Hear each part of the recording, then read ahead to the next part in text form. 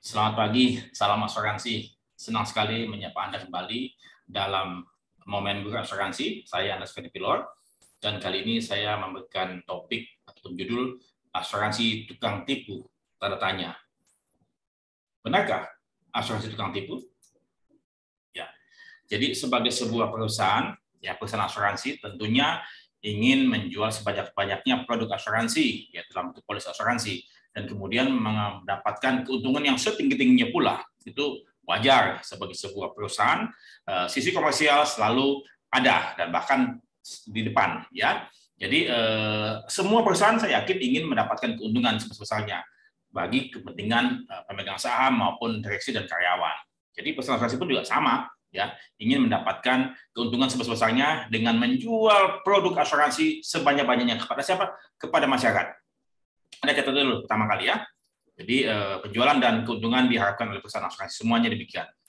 Nah, perusahaan asuransi memiliki begitu banyak produk asuransi. Ya, tentunya produk-produk ini ditawarkan, dijajakan, disampaikan kepada masyarakat luas, ya, baik itu pribadi, perusahaan, ya, agar mereka bisa membeli produk asuransi. Dan untuk memahami produk asuransi memang tidak mudah ya, sehingga kita perlu belajar terus-menerus. Makanya saya buat YouTube channel ini, Guru Asuransi, agar bisa membantu Anda semua untuk memahami asuransi. Nah, saya sengaja membuat judul buku ini begitu bombastis agar apa? Supaya masyarakat luas betul-betul tertarik untuk membaca dan memahami. Pertama, buku saya hati-hati berasuransi sebelum membeli polis asuransi, karena begitu banyak jebak-jebakan, begitu banyak hal-hal yang tidak dapat dipahami dengan mudah oleh masyarakat luas, yang akhirnya dapat tanda petik memerangkap mereka, klaim nggak dibayar atau klaim ditolak dan segala macam. Kemudian buku saya yang begitu lagi, asuransi tukang tipu, sesuai dengan topik pagi hari ini, ya, asuransi tukang tipu, tanda tanya. Benarkah? Karena terus saja di luar sana banyak korban-korban asuransi berteriak, ya, asuransi tukang tipu, dan mereka tidak lagi mempercayai jasa asuransi untuk dibeli sebagai salah satu alat untuk mencapai kehidupan yang bahagia di masa depan. Kemudian buku saya yang begitu lagi, asuransi menjebak. Nah, buku ini asuransi menjebak saya tidak pasarkan di luar, ya, saya hanya bisa saya sampaikan pasarkan secara mandiri karena saya tidak sampai ke toko buku, ya, dan saya cetak sendiri, ya. Hati-hati membeli asuransi, gampang masuk susah keluar, gampang membeli polis asuransi tapi klaimnya tidak sedemikian mudah. Jadi Anda jangan terlampau percaya juga apa yang disampaikan oleh para pemasar ataupun agen-agen di luar sana. Untuk 3 buku ini saya sarankan untuk Anda baca, pahami, agar betul-betul Anda mengetahui bagaimana sih sebenarnya jasa produk asuransi ini harus Anda beli, ya, karena kesalahan membeli adalah risiko buat Anda. Nah, berasuransi itu berisiko. Banyak yang bilang tidak berasuransi itu berisiko, tapi saya sampaikan betul, memang kalau Anda tidak berasuransi itu memiliki risiko tertentu, tapi Anda pun berasuransi juga tetap berisiko. Kenapa? Ya karena Anda salah membeli produk, Anda salah membeli dari perusahaan asuransi, ya, kemudian perusahaan tersebut tidak mampu membayar ataupun lalai, seperti halnya Jiwasraya, Bumi Putra, dan beberapa perusahaan asuransi yang disu ataupun dituntut oleh korban asuransi, ya. Jadi di luar sana banyak teman-teman ataupun anggota masyarakat luas yang berpikiran bahwa asuransi itu tukang tipu. Tidak salah karena mereka adalah korban, ya. Jadi kembali lagi, ini fenomena ataupun persepsi yang ada di sebagian anggota masyarakat kita terkait dengan berbagai produk asuransi, belum lagi yang lain-lain. Mengapa berisiko?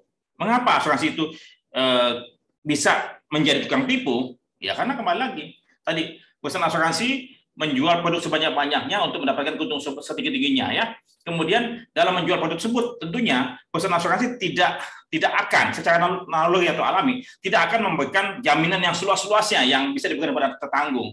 Mereka akan berusaha untuk apa? Menawarkan jaminan yang sesempit mungkin, ya, dengan premi yang setinggi mungkin, tapi jaminan yang sekecil mungkin. Itu sudah naluri alamnya, bahwasannya mereka ingin mendapatkan keuntungan. Nah, untuk itu, buat Anda semua, tolong kembali lagi, pahami kondisi dan persyaratan polis sebelum Anda memutuskan untuk membayar atau membeli produk asuransi. Kenapa? Kalau Anda salah membeli, dan kemudian akhirnya Anda kecewa, dan Anda langsung mencap asuransi tukang tipu, itu pun juga kurang tepat, ya. Karena di luar sana juga ada perusahaan asuransi, ada praktisi-praktisi asuransi yang baik, yang hebat, yang jujur, ya. Ya namanya sebuah industri. Tidak semua praktisi, tidak semua perusahaan itu baik, tapi jangan digeneralisir juga.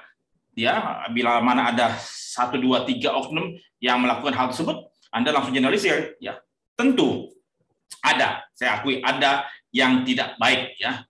Dan mereka memang sengaja berusaha untuk menjual seminimal mungkin jaminan tersebut dengan premis tinggi mungkin. Dan kalau misalnya terjadi klaim, mereka berusaha untuk mencari cara menekan jumlah klaim. Bahkan kalau misalnya boleh sesuai dengan kondisi polis, mereka berusaha untuk menolak klaim. Ya, jadi itu naluri alami, ya. Jadi tidak perlu Anda perdebatkan di mana-mana pun juga sama. Sehingga buat Anda para nasabah market luas, Anda yang harus memperkuat, Anda harus meningkatkan literasi kemampuan Anda untuk membaca polis asuransi sebelum Anda memutuskan. Ya, caranya salah satunya Anda ikuti channel Guru Asuransi di sini dengan saya. Ya, jadi Anda pahami terlebih dahulu. Tapi memang untuk memahami satu jenis polis asuransi pun juga tidak mudah.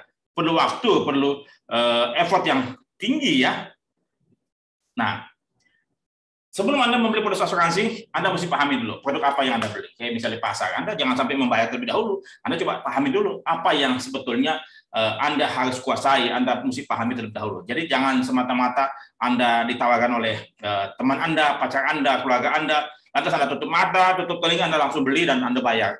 Anda akan menyesal di kemudian hari, ya. Anda akan menyesal di kemudian hari, dan kemudian Anda punya hubungan dengan teman, sahabat, dan kerabat Anda akan putus bila mana ternyata Anda kecewa, ya, asuransi Anda tidak membayar ataupun mengabaikan hak Anda. Nah, benarkah asuransi tukang tipu? Tidak benar, ya, tidak benar.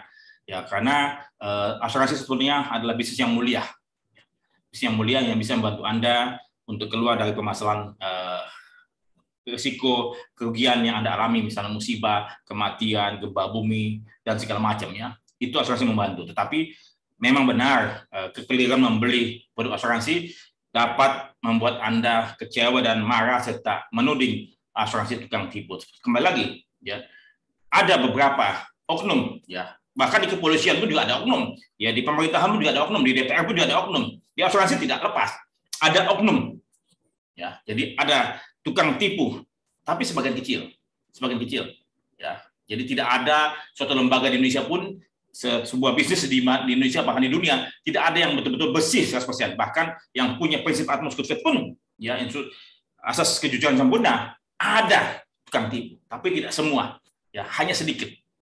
Jadi saya hanya menyampaikan, mengkonfirm memang ada. Kemudian lantas apa?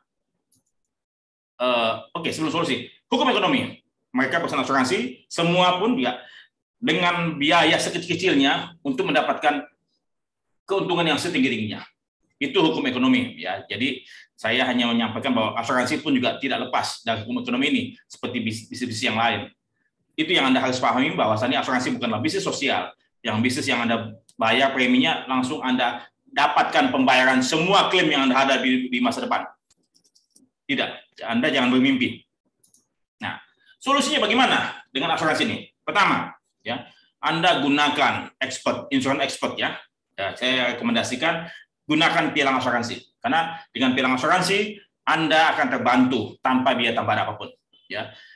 Kenapa? Karena saya pun juga seorang pialang asuransi, ya. Dari 35 tahun di dunia asuransi, saya kurang lebih sekitar 20 tahun lebih di pialang asuransi. Selebihnya di perusahaan asuransi. Gunakan jasa pialang asuransi yang Anda kenal, Anda percayai, ya, melalui Aparindo, Asosiasi Perusahaan Pialang, yang di mana pialang tersebut adalah anggota APARI. Anda bisa cek APARI, ya, Asosiasi Ahli Pialang Asuransi dan Reasuransi Indonesia, dan Aparindo, Asosiasi Perusahaan Pialang Asuransi dan Reasuransi Indonesia. Jadi Anda gunakan jasa pialang asuransi, ataupun Anda gunakan agen asuransi yang Anda kenal, kompeten dan penuh integritas. Karena kembali lagi, agen asuransi tersebut di luar sana begitu banyak, ya, puluhan ribu bukan ratusan ribu. Dan kemudian ada yang punya sertifikasi, ada yang tidak. Ada yang punya sertifikasi yang benar, ada yang sertifikasinya abal-abal, maksudnya punya sertifikasi tapi tidak kompeten, ya. Gunakan agen asuransi yang paling tidak setidaknya 5 tahun mereka sudah berkecimpung di industri perasuransian, sehingga mereka punya komitmen, konsistensi, persistensi, itu dapat diandalkan, ya. Jadi gunakan pialang asuransi ataupun agen asuransi yang Anda percayai, atau Anda belajar sendiri di YouTube channel ini, Guru Asuransi. Saya akan membantu Anda, dan bila mana Anda punya pertanyaan lebih jauh, lebih lanjut, Anda bisa tanya pada saya akan membantu Anda untuk memahami asuransi tahap demi tahap ya. Saya bisa dihubungi lewat Gmail asuransiguru@gmail.com ataupun website etiketacademy.com dan bisaasuransi.com. Anda bisa belajar dimanapun, kapanpun di website Bisa Asuransi. Senang sekali bisa mengajar asuransi pada Anda karena asuransi untuk hidup dan karir lebih baik. Ya, terima kasih. Semoga bermanfaat. Salam asuransi.